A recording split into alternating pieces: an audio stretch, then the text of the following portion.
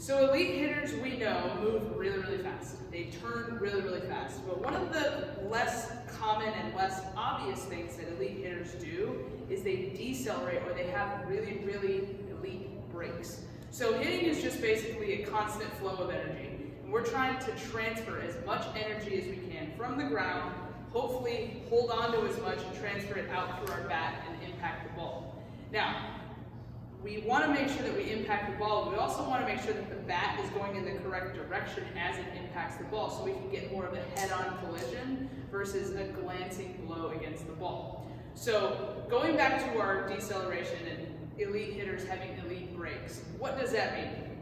So each segment of our body, starting with our feet, going to our hips, going to our torso, our arms, and then eventually out through our wrists and back, all of those segments have to accelerate. So we know we're creating force by just putting our foot into the ground. We're taking that potential energy and turning it into kinetic energy.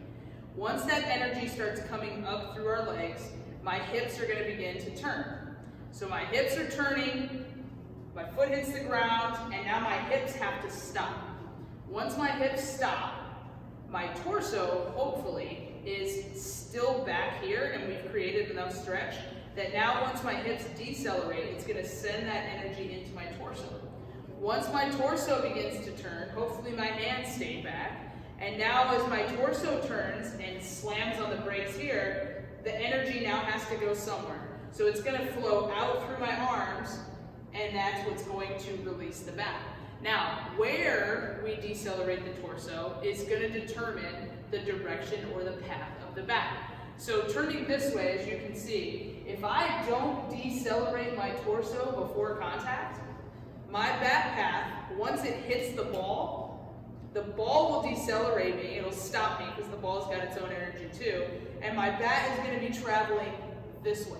So these are the hitters that get really spinny. You'll see them hit and they'll spin around this way, and they don't decelerate their torso. What that means is they can't send energy to the next segment, being the arms, because the torso has to stop. Remember, a law of physics is we can't create energy. We can only transfer it from one form to the other. So if I never transfer the energy from my torso to my arms, you'll find a lot of hitters that lack extension. They can't extend because their torso never stops.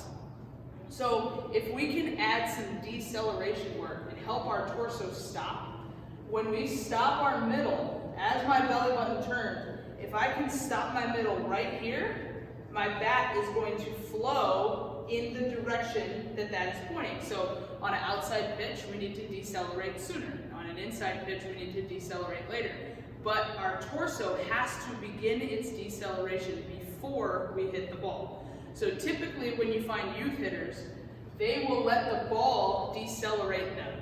The ball will hit the bat, and that's what will stop the youth player, and then you'll have that pull across, and that's when you get mom or dad saying, oh man, if you would have just finished your swing, you would have hit that ball a lot further. Most of the time that's just caused by poor torso deceleration. So we want to make sure that we're sticking the middle. I like to use the cue, pretend someone's punching you in the stomach right before you make contact.